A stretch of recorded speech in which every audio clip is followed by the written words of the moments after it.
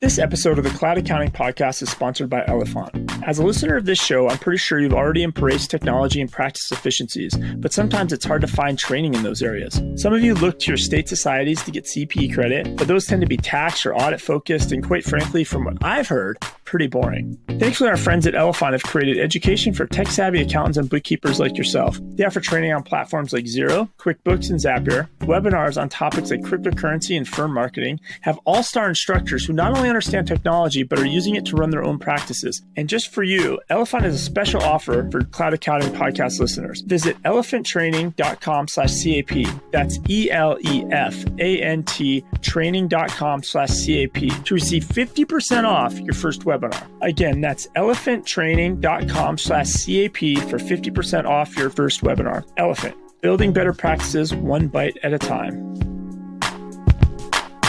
Welcome to the Cloud Accounting Podcast, a show for accountants and bookkeepers using cloud technology to make their jobs more strategic and impactful. I'm Blake Oliver. And I'm David Leary. So David, we have some mail this week. Yeah, let me get that. So we got a mail. Let me open it up here. We got a mail from Heather Smith, and it was a response. All the way in Australia. All the way in Australia.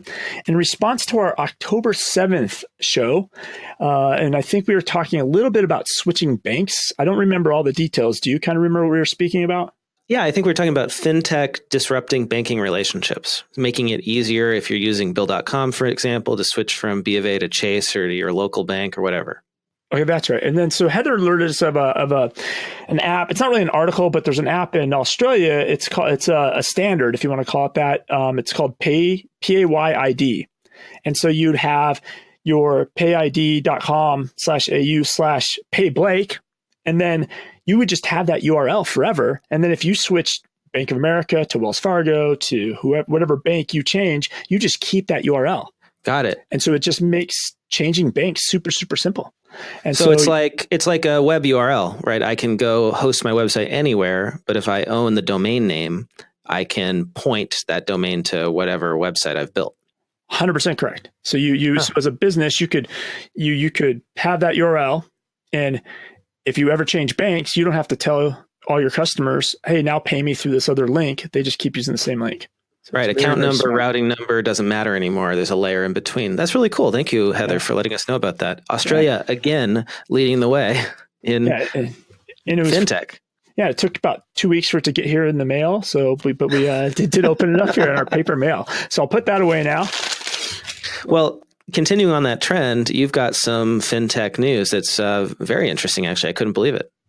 Yeah, so I think it's a twofer, right? I think there's two articles, and they're very, very closely related. So there's WorldPay has started to discover that more and more people are doing contactless payments. So that's if you pay with your phone, you tap your card, right? You're paying with your PayPal at Home Depot. Like, they're surpassing chip and PIN card and swipes now. So this is like Apple Pay, right? I take my phone, I pay at the register. I don't have to pull out my card. Exactly. And so it's starting to tip past that. And then the other related article that's similar is PayPal. PayPal announced their numbers, and their numbers are way up, people using PayPal. But really, I think the secret in there is Venmo is up. Volumes are up over 50% now to like 36 billion. So I don't know how many of you have used Venmo, but it's very big with the millennials. So maybe you use it, Blake. I'm not sure. We do, actually. We pay, well, everybody in our office uses it. And which is, because hardly any of us carry cash anymore. So like if you need to go get a car wash or something, somebody gives you $20 and you pay them with Venmo to reimburse them. And it's very popular. Like if you guys all went to dinner together, one person picks up the tab, use Venmo to square up with that person, right? For dinner. Super popular. I had some millennials renting a house for me, and they paid me in Venmo.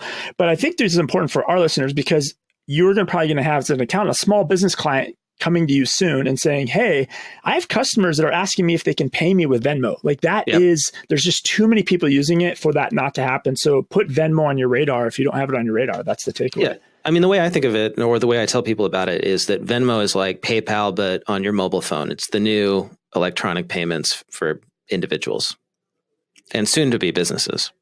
Yeah, and I think, and that's owned by PayPal. But then what's the banks all got together? There's something called Zelle. Is that right? I don't use it. Yeah, so I use it with some way. Sometimes it's not as easy as Venmo, of course, because the banks developed it. But it's basically the same concept, right? Of phone to phone payments. So I have Bank of America, so I have Zelle already by default. And you can't put emojis or anything like that when you use Zelle, right? That's just a Venmo thing. Okay. Exactly. That's a Venmo thing. Well, so that's cool. So that's crazy. So to summarize, contactless payments are now surpassing chip and PIN, and PayPal is up 25%. Sounds like, yeah, we're well, who knows how long it'll take for us to get rid of paper payments here in the US, but we're on our way to getting rid of cash and checks. Yeah, it's a tipping point. Yeah. Is what the quote was in this article. Well, hey, speaking of the future, I've got an article here from CPA Practice Advisor called The Case for the 4-Day Workweek by Isaac O'Bannon, who's the managing editor over there. And it starts out with an amazing stat. This is from a study of 3,000 employees across 8 countries by the Workforce Institute at Kronos. They found that nearly half of full-time workers say it should take less than 5 hours each day to do their job if they worked uninterrupted. I could agree with that. Sometimes I felt like the last 4 hours of a week on Friday afternoon when nobody's interrupting you, I would do an entire week of work in 4 hours. Sometimes I felt like that. I could buy into that. I mean, just think about in a traditional office environment where you're using email and in-person meetings as your primary way of collaborating. Think about how much time is wasted in meetings that people don't need to be in, and how much inefficiency there is from communicating via email where conversations are siloed between 2 people. If somebody's not on the thread, they don't know. I know this is true from my own experience, just based on having worked remotely in a remote firm. When you don't have the office as a crutch, you have to be more efficient.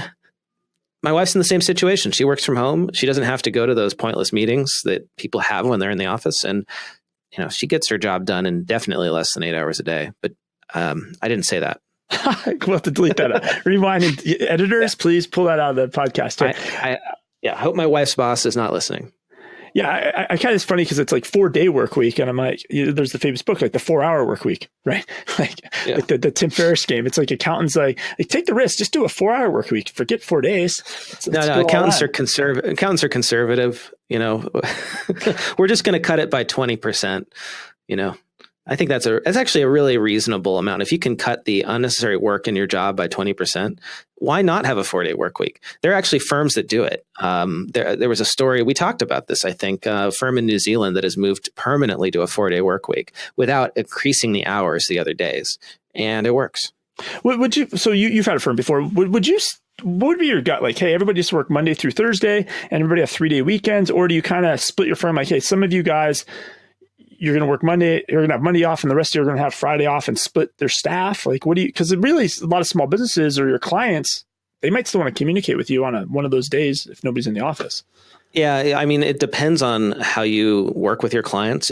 Some people work with, I was actually just listening to a podcast where the CPA who was featured was talking about working with dentists, and he likes working with dentists because they tend not to work on Fridays. So he doesn't have to work on Fridays, right?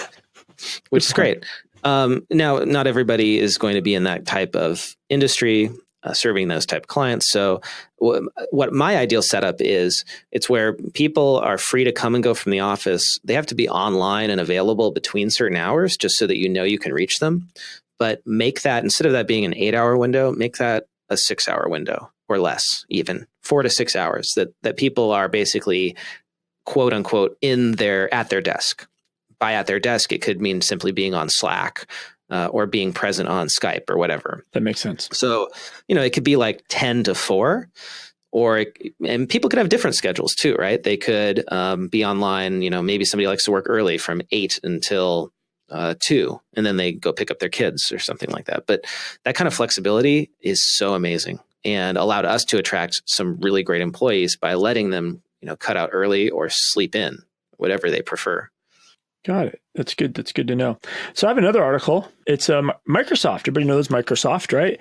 Microsoft's debuting an expense management app. And there's some background to that. I don't know, like, if you're familiar with MileIQ.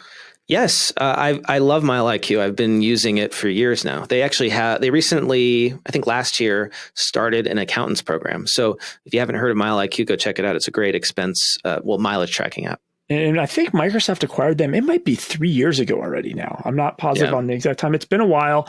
And well, now they have a new product coming out called Spend. And that's from the MileIQ team that built Spend. And so now you're looking at, now Microsoft's getting in that, hey, tracking mileage and tracking your spending really for like those gig workers, those independent contractors that just need to track things at that level. And now that would be like competing with QuickBooks Self-Employed. I think Receipt Bank in the UK has a product that's like this. And I've probably seen another half dozen products that are similar to this. Hey, we track your mileage and we track your spend, and they're really going after those gig workers. But it's something to keep an eye on because it is Microsoft, so Microsoft's going to put money behind this. Like you're probably it might show up in Windows 10 as automatically. So you're probably going to see clients using this, right? Because they're just going to get it like automatically on their desktop from Microsoft. So just be aware that this could be coming.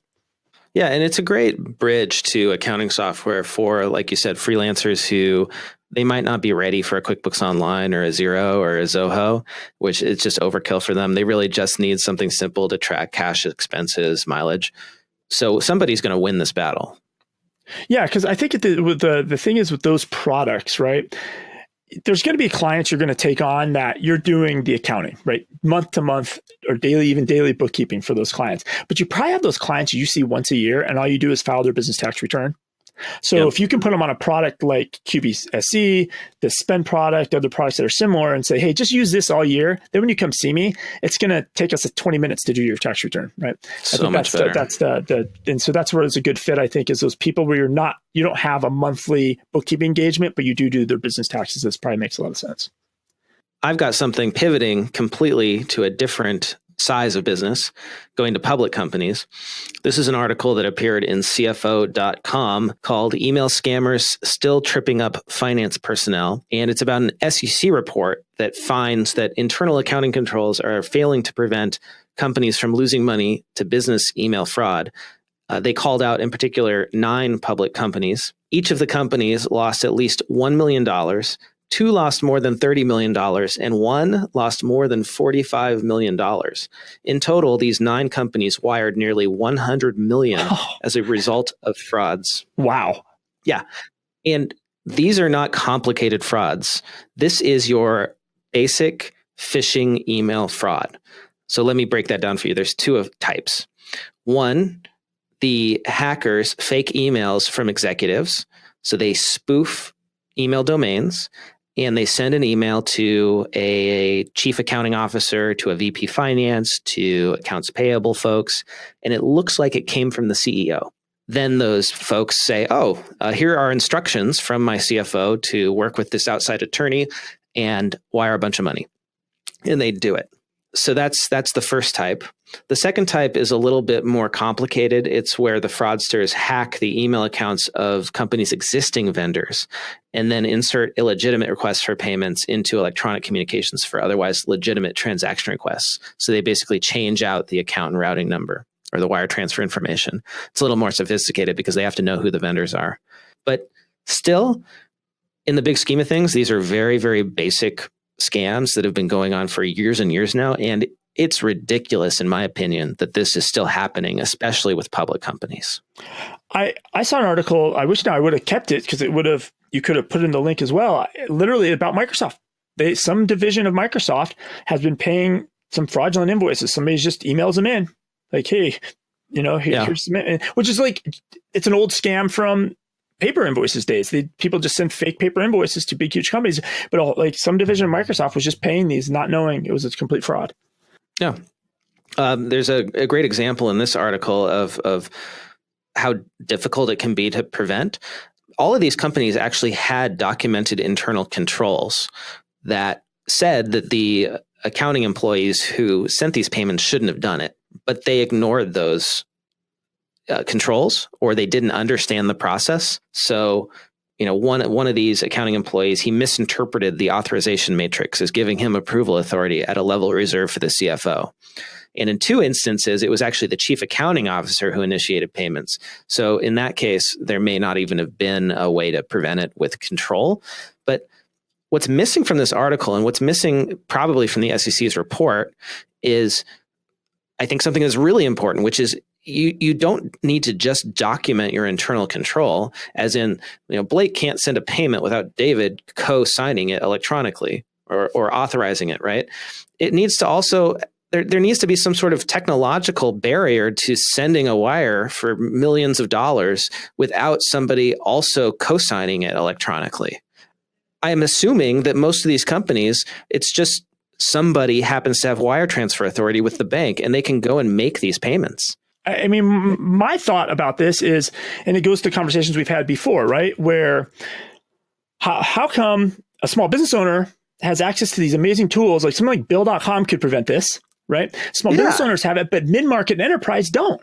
Like, again, here's another example. They're not using tools to have this approval process where 4 people get a notification for this payment and they have to hit the approve button on their phone before it actually gets transferred.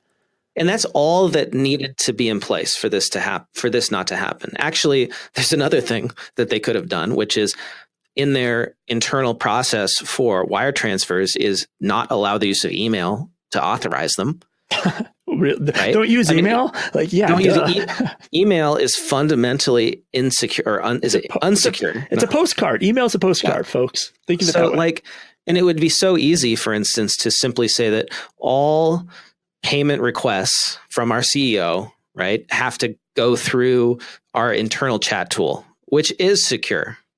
Yeah, it's a flaw. And the funny thing is, I feel like our listeners in our small businesses and the QuickBooks and the Xero world, they have these tools available and they're cheap. But like, why enterprises are making these mistakes? Because I mean, if they lost, I think you said, what did you say in the beginning? Over $1 billion's been taken. 100 million. How much has been done in this? Oh, gosh, it's over $100 million. Okay, so Bill.com. That's just 9 companies. 9 companies in the report lost $100 million. I bet you that of all public companies, there are many of these losses that go unreported. So Bill.com, here's a way for you to go get $50 million in revenue. Go to these 9 companies and sell them a $400,000 package. Like that's what you should do, Bill.com. Maybe this would solve it. It's so simple. It's amazing that this occurs. It's mind-boggling to me. Oh, well, man, hurts my head. Moving on from public companies that are using outdated processes, let's talk about public accounting firms that are using outdated processes. This is an article that appeared in Journal of Accountancy called 12 Signs That Your Firm is Outdated. Thank you to Ryan Lazanis for turning me on to this article on LinkedIn. It's a great list. 12 things. If your firm is doing these things, it's outdated. So check out this full list. I'm just going to call out some of my favorite items. Number 1, the firm mandates work in the office on Saturdays during busy season, or mandates any specific timing or location for extra busy season work. Why make people come into the office if they don't have to work, or if they got all their work done? That's just cruel, if you ask me. That's like that line from Office Space, right? That's Office Space, the movie. I need you to come in this weekend. Well, I think that used to be back in the old days when you had to have everybody in the office in case there were questions. Yeah. Right. But now you can just call somebody on the weekend. Like if you have a question, you can't file the tax return without it, right? Or you Slack. Yeah. So, you Slack. Number 2, the administrative team or client accounting professionals are sometimes referred to as, quote, the girls, unquote. That blew my mind. Is that really still happening? I don't even know where to start, right? I'm just kind of rolling my eyes and shaking my head a little bit. Number 3, firm leaders think that everyone who works remotely is more likely to cheat the system or be less productive than those working in the office. I bet you that's basically the number one reason why firms haven't embraced remote work, is that they're suspicious that if you're not in the office, you're not working. Yep. Number 4, the firm gives out annual awards to or otherwise glorifies the people with the most total hours worked and or the most billable hours. And some leaders share their total hours worked like the red badge of courage, when we know that hours worked may speak to effort, but not necessarily results. I mean, actually, this is the number one thing that I wrote an article about this in Cal CPA magazine in I guess it was this month, October issue, about how the culture of billable hours, or that the fact that firms reward people with lots of billable hours, that's the number one thing that contributes to a bad culture in your firm that stops innovation. Yeah. And we've seen articles or talked about this before, that the millennials will not come work for your firm if you're one of those types of firms. Yep. Yeah. It's because, right, the technology is all about becoming more productive and requiring less hours out of you. So if you incentivize people based on lots of billable hours, then why would they ever want to become more productive? Yep. Why would they ever want to become more efficient, I suppose? The last one I want to share is number 6. Information is disseminated on a, quote, need to know, unquote, basis, and leaders think most people don't need to know. This is something I definitely experienced in public accounting is if you're not a partner, you don't know the strategic direction of the firm. You are not in on the stuff they talk about at those retreats. I think that has to change. Yeah. I mean, I think that this is like the third pass at this article, and it's growing on me more. I think this article is like soul searching. Like, these are not like, oh, you still have a server in your back room type stuff, right? Or you're manually installing updates yourself to all your office computers or whatever, things like that. This is like culture mindset. And so like, this is a type of an article that, hey, print this out, read it this weekend, like ponder every one of these and ask yourself these questions. Like this is a really, I think it's the article of the week easily by far that we have. And the more you read it, you're more like, this is a big deal. Like, people need to read this and really look this is an internal retrospective, right? Like, people need to do this themselves. This is a really good article. It's a great find. You win this week. And I'm so glad this appeared in the Journal of Accountancy, because it's, that's the most widely read publication, and a lot of the firms that need to look at these points are reading that magazine. Yeah, and the author, like, kudos to Jennifer Wilson for writing this. Like, thank you, Jennifer Wilson. It's a tough article, but I think it's amazing. It's really, really good. Jennifer Wilson of Convergence Coaching LLC, a leadership and management consulting and coaching firm that helps leaders achieve success.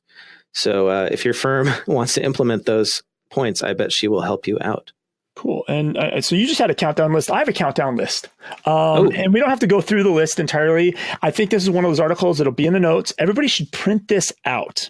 So the article is... Wait. We're talking about people should go paperless, David. No, I want people to print this out and hang it on their cube wall, hang it next to their monitor. Okay, and here's why. 13 important questions to ask before you sign up with a SaaS provider. So all of you that are listening to this are signing up for SaaS apps.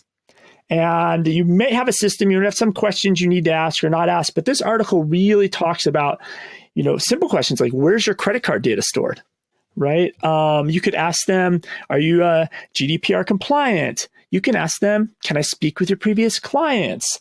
Additional fees. One of the tough questions I like is, will you export my data if I switch providers? That's a good one. That's a really good one is, has your security ever been compromised? Nobody asks those questions straight up to them. So there's really 13, like, print these out. They're simple, have them readily available to you all the time. Yeah, this is great. I love the two-factor authentication question, because that's getting more and more important. And really every app at this point that owns sensitive financial information should be supporting two-factor authentication. Should be at least an option. Yeah, I've been on a kick on that lately. I even found a website that you can see if something uses two-factor. And then I've been really enabling it. I spent most of this week on every site trying to enable two-factor. A lot of apps have it so buried, though. It's ridiculous. Like, it's so important and it's so buried. So hopefully that'll change soon. Well, David, I am headed out to Nashville on Monday for Intact Advantage, the Sage Intact ERP conference. Nashville's so great. Love Nashville. I'm looking forward to it. I'll probably just spend the entire week at the Opryland Resort or Convention Center. That's where we're going to be. Whole bunch of people from Flowcast are going. We are a platinum sponsor. It's our biggest conference. So if you are headed to Advantage, come to the booth, say hi, check out Flowcast, message me. Find me on Twitter and let me know you want to hang out. We are doing a special happy hour event for Flowcast customers. I can get you into that as a listener. We're renting out an entire restaurant, Solario. Oh, that's Should great. be good times. Yeah. So yeah, people can go see you there. I have some news though, Blake, that we should probably tell people. I almost forgot. So QuickBooks Connect. I will be going to QuickBooks Connect. I understand you're going to QuickBooks Connect. I will be there as well. So wouldn't miss it. I have good news. We are going to be appearing together at a party on Sunday night. And we'll have more details on that in our podcast. But Practice Ignition, Auto Entry, 4 or 5 apps are having a pre-QuickBooks Connect party on Sunday evening. Blake and I are going to be there. So it'll almost be like come visit us, hang out. Come get a Cloud Accounting Podcast sticker for your laptop. Awesome. So I'm really looking for that. So yes, it's official. I'm going to QuickBooks Connect, people. I can't wait to see all of you there. It's the biggest party in the cloud accounting world. Well, at least in the US anyway. Yeah. So yeah, I'm really looking forward to that. I'm excited. I've booked my actually I haven't booked my airfare, but I bought my ticket. So I'm definitely on my way to QuickBooks Connect. But if people want to send us another article, for our mail, they could do it physically, but they could just send it to us on Twitter. How would they get a hold of you on Twitter? I'm at Blake T. Oliver. And you, David? I'm at David Leary. Simple to find and get to. Thanks everyone for listening. David, I'll talk to you soon. Awesome. Thanks everybody. Bye.